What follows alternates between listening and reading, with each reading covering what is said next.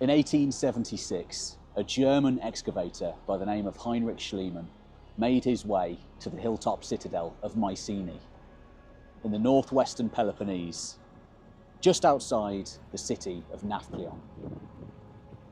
He had no idea what he was going to find, but in following the writings of the ancient authors, Homer, the author of the mythic poems, the Iliad and the Odyssey, as well as Pausanias, a Greek geographer of the 2nd century AD, who had much to say of his contemporary times just after the conquest by the Romans.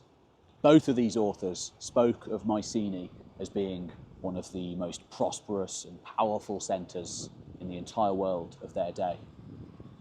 In the grand style that only Schliemann could undertake, he began digging at Mycenae and almost immediately came upon some of the most incredible finds ever made in archaeology.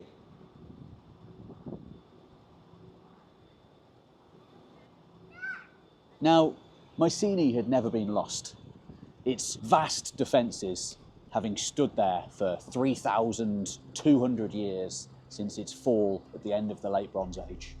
But who's to say that any of those stories were real? At the time, many of them were considered little more than myth, the same as Atlantis today, for example. And many professional archaeologists at the time thought that the Mycenaeans, they weren't called that yet, but the late Bronze Age Greeks, let's say, were little more than Scythian barbarians. They were interested in the classical world. They didn't really care for the Bronze Age ancestors, who they saw as primitive. A primitive people before the light of the classical world brought them into civilization. Almost immediately upon digging on Mycenae, Schliemann realised that all of that was wrong. Mycenae really had been an immensely powerful place. Still the most extravagant finds ever made from the Late Bronze Age world. It was of such importance that the entire culture, spanning mainland Greece, much of the Aegean, and eventually Crete, the shores of Asia Minor, Cyprus, and even, some might say, into the Levant itself, the Mycenaean culture. But what did he find at Mycenae? Well, just outside the original first bastions of the Cyclopean walls around the original citadel, which was later enclosed by a further wall built later on in the sort of the end of the Bronze Age, there was a grave circle, vaunted ancestors. These guys were buried in the 16th century BC, at the very beginning, really, of Mycenaean power, at the time when Minoan Crete was still top dog. And the Minoans had much to teach the Mycenaeans, who were vastly influenced by them.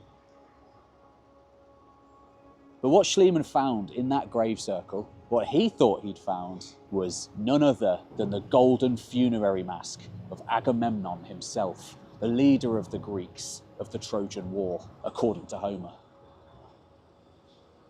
Was it the golden mask of Agamemnon? Of course not. Hundreds of years separated the artifact and the later mythic king, if he did exist. The Trojan War, if it did happen, taking place in the 13th century BC, hundreds of years later. But what Schliemann did find was not just one funerary mask, but a whole slew of them. And these are some of the most incredible things you can ever see. They really are. They still are today. And let's go have a look at them.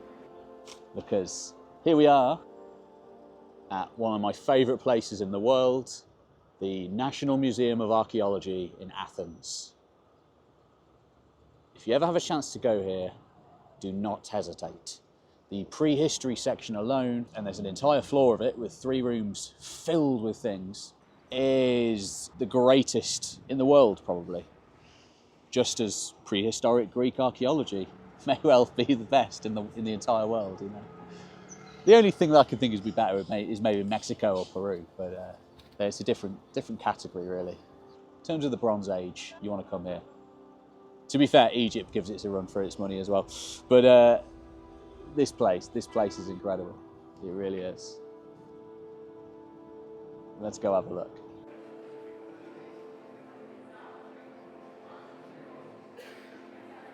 So these masks are pretty extraordinary, I have to say. There are 7 of them in total, 6 being made of gold and 1 of a different style made in electrum. There isn't a huge amount known about these masks. They're not found anywhere else in the Mycenaean world, or anywhere else, as far as I'm aware, really in the Bronze Age world, besides maybe Egypt.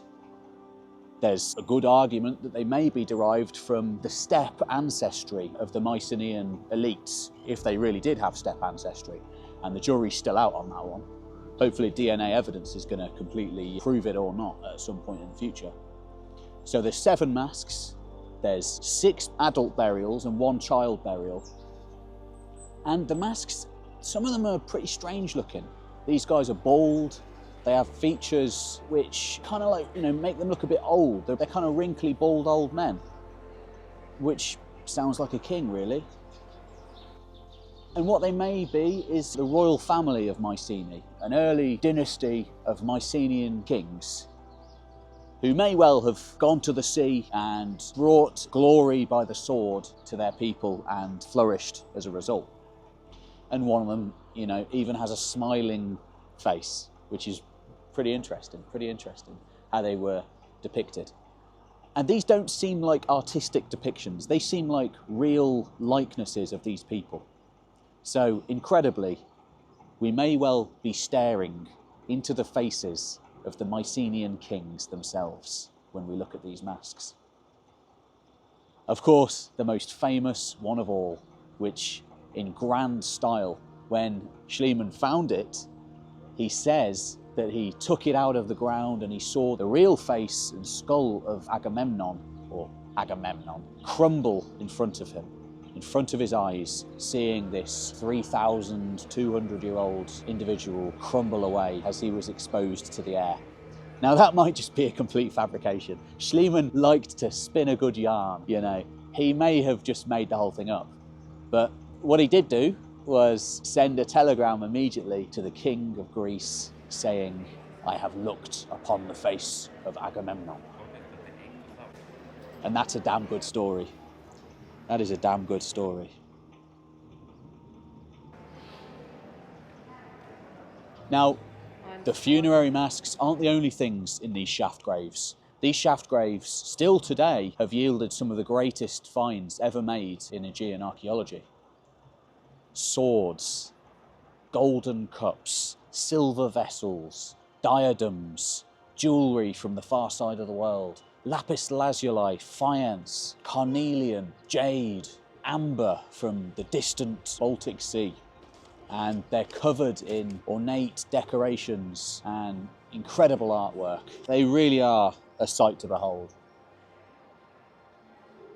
So, in some of this artwork we can get a great idea of what the Mycenaean world was like. You have chariot riding individuals depicted, launching themselves into battle. You have bovine creatures facing off against lions, and all sorts of religious imagery which can help us build up a real picture of these people's lives, outside of the mythic sources of the Iliad. But even so, some of these finds really are very similar to those mythic works. Not everything in the Iliad and the Odyssey is myth. There's some real truth there. There really is. So, work continues at Mycenae. It's one of those places that will always get funding. There'll always be digs carried out there. And it really is an outrageously interesting place with such a huge, complex variety of structures and tombs. And it's a sacred landscape. It's a sacred landscape. Same as any other in the world. If you get the chance to go there, do it.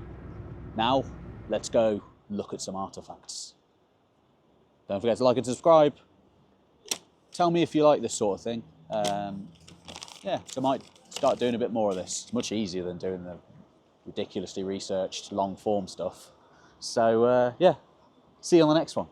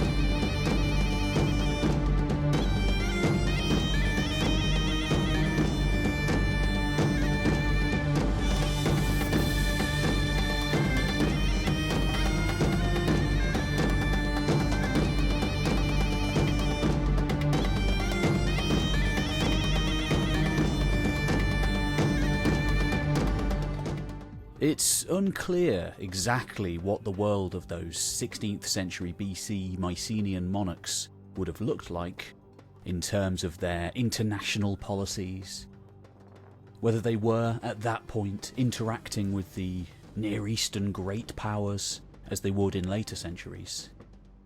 But in order to understand how that world system came about for the Mycenaeans, in my opinion, one of the best places that you can go is the Hittite Empire.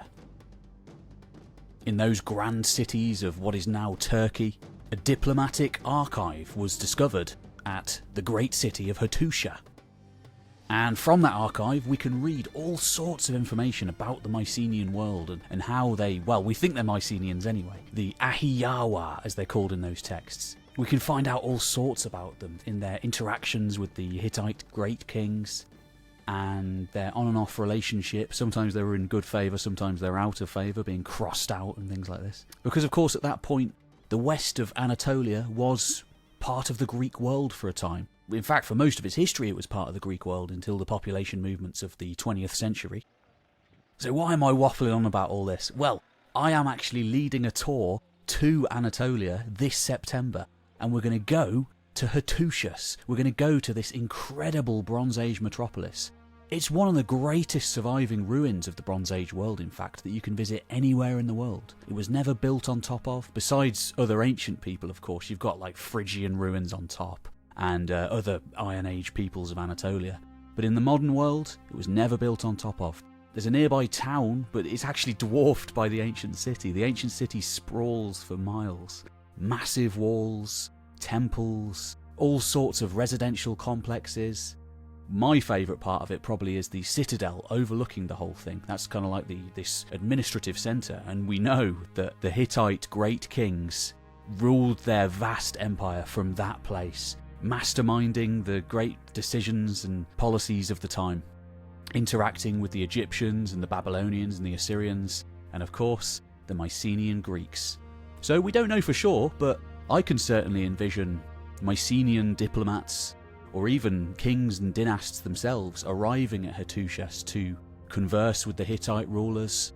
Sometimes they were allied with them, of course, and other times they were in confrontation over the western lands of Anatolia, the lands of the sort of the Luca and the Azawa, and Troy, of course. But, you know, we'll discuss this at great length on the tour. We're not just going to Hattusha, we're going to go to all sorts of other incredible places, pivotal to the history and the prehistory of Anatolia. We're going to go to Roman sites, we're going to Bronze Age sites, Iron Age sites, loads of pre-pottery Neolithic sites like Göbekli Tepe, Karahan Tepe, all sorts of other smaller ones that are they're all still being dug, you know. We'll go and see some of the small excavations that are taking place, but Göbekli Tepe is still being dug, Karahan Tepe is still being dug. And, you know, developments are made every year. Developments are made every month. Oh, it's an incredible, incredible place for archaeology, Anatolia. And come with me, let's go. I'm going on a trip. I'm doing it with History with Kaylee and Dakota of Earth. And yeah, we can chat history all day, we can chat archaeology all day on the coach, at breakfast, at dinner, at the sites. Yeah, it's going to be history from dawn till dusk every single day. None of that nonsense that sometimes you get on a tour where you have to go and do something that isn't to do with history. This thing is all history. It's pure history. I wouldn't be doing it otherwise. It's just going to be excellent. You're going to love it. I'm going to love it. We're going to have a great time. And yeah, you can sign up for everything in the description to this video. They'll ask you for who you signed up with, say History Time. And yeah, I hope to see you there. Cheers all. See you later.